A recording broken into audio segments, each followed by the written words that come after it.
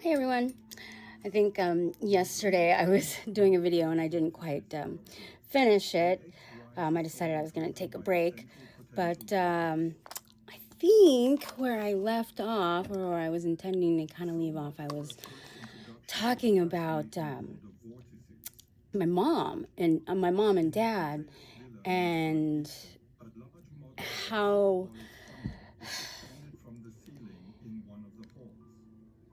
not only just intentional but intense the depth of love that they had for me and my adopted siblings. I mean, they were such kind people. They definitely made their mistakes, I'm sure, as parents and as people, but I mean, it wasn't so bad, in my opinion, that, neither one of them were, worth not being forgiven, my grandfather, yeah, he was his own person, and I can't blame, my mother for any of his actions either. So, you know, I was able to transmute that energy, eventually, but doesn't mean that what he did wasn't wrong. So, but anyhow, I think what I was really talking about at that moment was about just the level of love, patience, compassion, tolerance, out in the world, the lack of the forgiveness, and then sometimes, if you can't at least, be tolerant, I mean, maybe be indifferent. Yeah, just asking, if people could just be that one level more kindness, when they're out in the world, and just making it a bit more of a conscious effort, I guess. I don't expect anyone to be perfect. It's not any kind of, contest. But I know that for myself, I have to try and be a little kinder with my words and with my patience. I know I'm not the greatest, sometimes. I feel that if there's anything that my father spoiled me with, it was with his patience that I've spoken of. But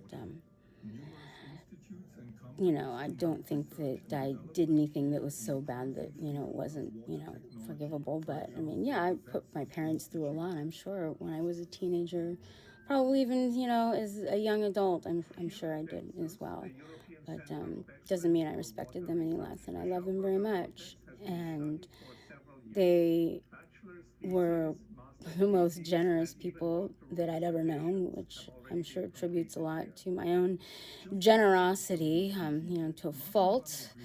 But, I do my best, of course, to be giving of what I have, to make sure that, I have what I need as well. But anyhow, I just feel that the love my family instilled in me was, like I said, it was very intentional. And the love that is inside me is so intense that I am now able to transform a rock like this, into, oops, that's kind of in the way. Sorry about that. See, there's like some crystals forming in there. This rock didn't look like this when I first got it. I brought it back from Belden, California in 2017. And it's just, I really liked it. It was just the rock that came home with me, the one rock. And, it was nice and big, fit in my hand.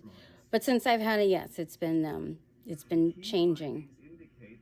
So, and more recently with my intentions.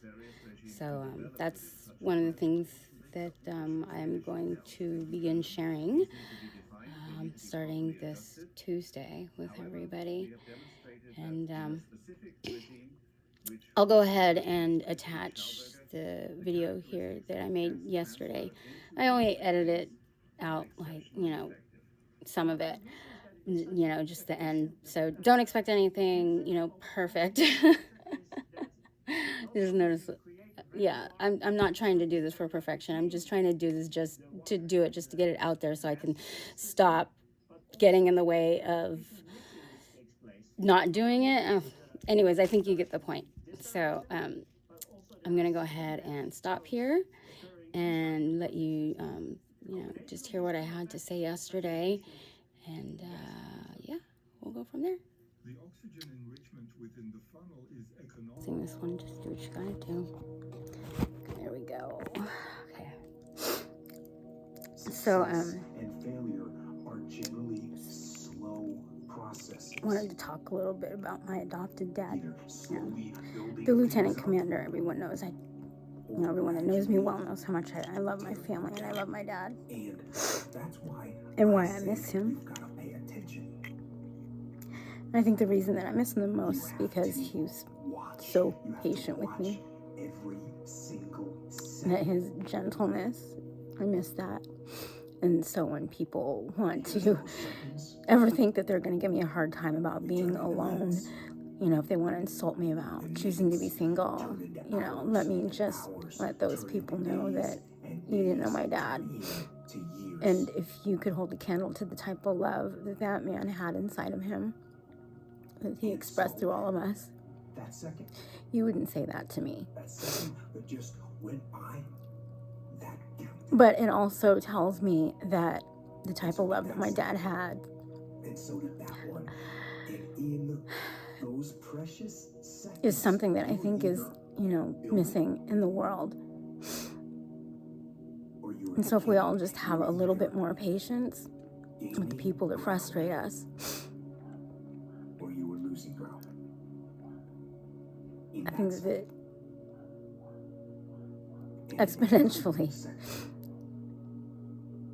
it could just do a lot of good for the world. We just tell ourselves just, you know, a little bit more every day that those people that frustrate us, you just, you know, see them in their best. It's not about denying the reality, you know, of your situation, but it is admitting that it is possible to just be a little bit more loving in the ways that we aren't. So it's just one thing, you know, that I learned about love from my parents. And I know I don't talk about my mom a lot. And I realized that the reason why I don't is because I'm always so busy trying to be her. But there was one thing that I decided when I felt like I didn't love my mother anymore. And it was just my ego and not realizing that my mother is her own person. She was her own person. She wasn't just this role. She had experiences, you know, all separate, you know, it had nothing to do with me.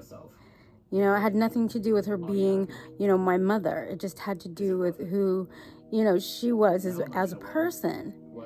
And when I realized that, you know, I mean, I just felt like, you know,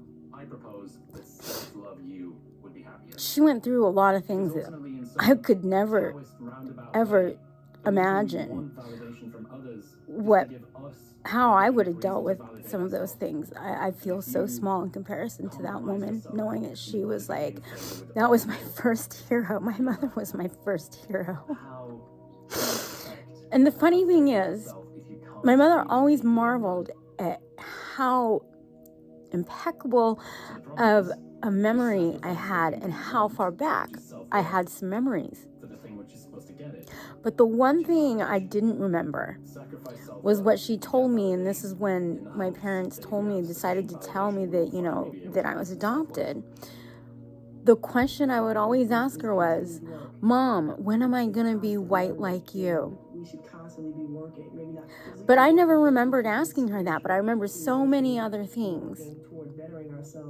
But I know that had, you know, I had to have known inside me that she was my hero, because even though I didn't, you know, I guess I accepted that I wasn't going to be white because I was adopted, but I just chose other traits about her that I would emulate.